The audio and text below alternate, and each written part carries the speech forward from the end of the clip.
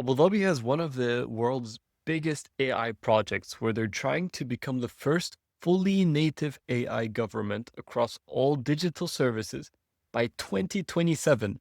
That's already in like 1.5 years or something like that.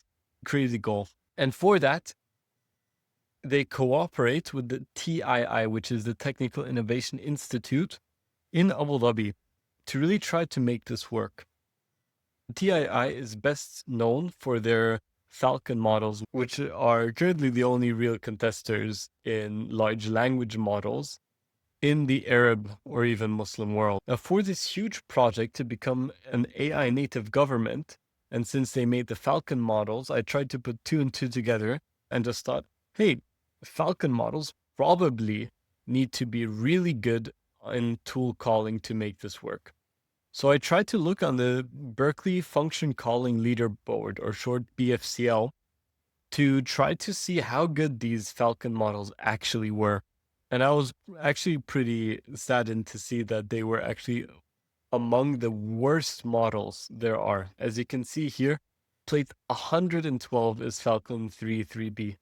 And here, as you can see, Falcon 3 1B also among the bottom. However, these were their old models. And they since have new models with the H1 series, which is a hybrid family of LLMs, which are a mixture of the Mamba and traditional transformer-based architecture. Now, the BFCL tests through various different test cases. However, I specifically want to show the difference between multiple and parallel function calls. So with multiple function calls, you would have different types of functions, as you can see, stated. And the agent then has to pick only one of these functions to use. In comparison with parallel calls, you want the LLM agent to call multiple function calls at the same time. We can also detect relevancy in a prompt by trying to see if the agent couldn't find the tool and, what they would then give from that. So with all that said, I tested the Falcon models, the H1 models, on some of these benchmarks, and this is what I got. So on the whole test suite, I only did that with 0.5B for the parameters. I got pretty mediocre results, which is pretty good for a 0.5B model. However, when testing on different model sizes like the 0.5, 1.5, and 7B model, we see that sometimes it does very well. For instance, the 34B got 75% correct in the simple tool calling. But for instance, on the parallel tool calling, it was very bad. As you can see, the model size especially mattered a lot. As you can see here, the difference between 1.5B and the instruct, for instance, here is massive. Here, for instance, is an example of what the AI got wrong. So this is a parallel calling example, okay? So the prompt was, could you tell me the current weather conditions for Boston, Massachusetts, and also for San Francisco? So what it was expected is that one time it would call a function right here with Boston, Massachusetts, and then one time with San Francisco, California. However, the model itself only did Boston. Another failure example, as you can see here, when it would just give a wrong parameter. For instance, here, the question was, can you tell me the current weather in Moscow, specifying the temperature in Celsius? Okay. And what was expected right here is that it would have the location Moscow, Russia, and the unit Celsius. And for the instructions, we got for the parameters that if a state exists, use city, otherwise use city country. So city state or otherwise city country. And what we got was Moscow CO. So I looked up what CO is supposed to be, and that's supposed to be Colorado. So I actually looked up if there even was a Moscow in Colorado, and there isn't. I couldn't even find one. So it just completely hallucinated this. It wasn't even like one of these random American cities that had the same name as a European city. But yeah, just crazy hallucination. So after this analysis, what I really wanted to do is to fine tune my own model on tool calling to hopefully get these models better so that they're really ready for being used in production for tool calling. However, I failed tremendously. The results that I got on my custom model were underperforming in every single aspect, except in parallel calls. I got that a bit better than, of course, 0%.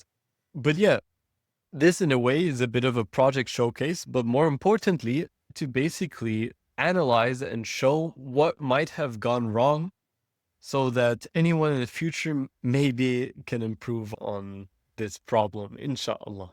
So let's go through. Roughly what I did is first I created a custom dataset. This dataset that I created was a mixture of parallel and multiple function calls and then just normal text from Wikipedia and also normal instruct prompts for that too. The reason is to try to combat this one huge problem called catastrophic forgetting.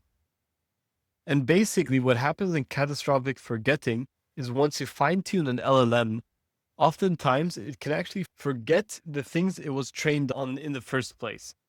And this is definitely what I noticed. So here's a data set that I created. And yes, I did like my own data set, but yeah, I called it tool calling mix or tool mix for short. And as you can see here, you would have a tools.json, which describes how the tools look like, and then a messages.json, which describe the messages to get, to ask you for this. And then you would have here the target, which is like what you try to basically generate. So this would be the correct answer. And then here also the difficulty, like the type, it's parallel, for instance, and the meta source. So I sourced it from different data sets, and this was one of them, toolbench normalized. And yeah. And yeah, I also created some parallel synthetic data sets as we didn't have that many. So these I actually generated with AI, which could be, by the way, one of the reasons why it failed, since, I tried to out of laziness, make an AI teach an AI, which didn't work that well. But yeah, here, for instance, we also use the Dolly data set, which just teach the AI to communicate again because of the catastrophic forgetting, right? It just forgets how to communicate. Then we also used the XLAM 60K data set, and we also used Wikitext as the most normal data set just to show the whole information and context of the data set. And we also used open functions from Berkeley. The same people who made the BFCL, we used that too and added that in. So after that, I created here my training script, and we can look at here the config file to see everything that we did here. Like here's the data set that I created, as we mentioned before. It downloads everything and all of that. I chose a relatively small learning rate. I tried to really optimize this actually for costs instead of, optimizing it for the best model. And I used the 7B model right here, with the 7 billion parameters, because I saw before that it had the best cost benefits, and it was easier to fine tune a model with more parameters than it is to fine tune a smaller model. For this whole project, I used an A100 graphic cards with 80 gigabytes from Vast AI, which I showed how to get set up in a earlier video. And yeah, if you want, you can look at all my code that I have right here on the GitHub. I also have the model fully trained on Hugging Face, as you can see here, Falcon Twig 7B. I thought the name was very clever since, like, birds use twigs as tools. I guess that was my logic. This actually, very proudly, is not AI generated. My little sister created this mascot. But yeah, it just makes it feel even worse since, I'm sad that the model didn't work well. Because if it would have worked well, of course, like it would have been a nice logo. Maybe I'll reuse it somehow. Then going back to the BFCL benchmark, I ran all the live tests on it and got a pretty negative score, as you can see here. the way that I ran it is I actually deployed it here with Hugging Face inference. And then I used here VLLM. So if you want to try it yourself, you can actually just host this with the VLLM. And then I just connected it using a open AI compatible endpoint handler right here.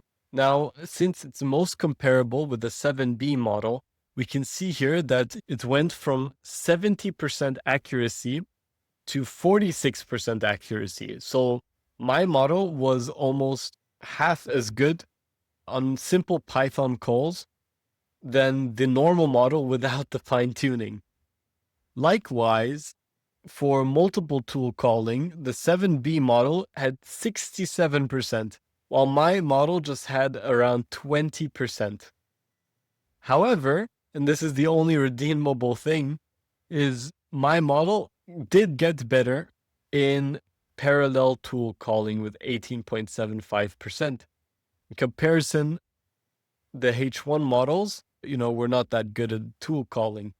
So what would I do differently the next time? First of all, I want to eliminate the doubt that the training data is the problem. So I would definitely remove the AI generated training data, like the parallel calls that we saw. So another thing that I think could really be important is if I were to try my entire training setup with the same data, same learning rate, and everything the same, just with a different model, which is not H1 based. Meaning I would take, for instance, a Quen model or a Llama model, for instance, and try everything the same with them to see if the problem is actually my training method or what I might think might be the problem here. But this is just what comes to mind, but it could also be wrong. The hybrid architecture of Falcon makes it difficult to train models on. It could be that this Mamba architecture, which is not transformer based, could be actually the main culprit in this whole thing. Since maybe the same fine tuning methods wouldn't work. So basically, I forgot to mention, I used LoRA for the training. But yeah, it could be that these training methods might actually not work that well on the Mamba models too. Lastly, another thing that comes to mind might be actually reinforcement learning. One thing that I could do instead maybe is to go about this whole training method with the tool calling actually in a more reinforcement learning method, However, I will say this, that I have absolutely no knowledge or experience in this whatsoever, but it could be a really cool project, which I might really want to look into. So yeah, while I'm very sad that this project was a bit of a failure, at the end of the day, you live and you learn, and I learned a lot through this project. And yeah, I hope that you don't make the same mistakes as I might do. Yeah, and that was kind of it for my failure presentation, I guess. I hope you learned something. And I'm very, very open for any ideas of what could have gone wrong. I really personally also just want to continue learning and all of that. So if you have any idea or any theory of what could have gone wrong here, or any experience in fine tuning whatsoever, I would love to hear absolutely what you think, Just please let me know, inshallah. And yeah, thank you again for watching, and I'll see you, inshallah, in the next one.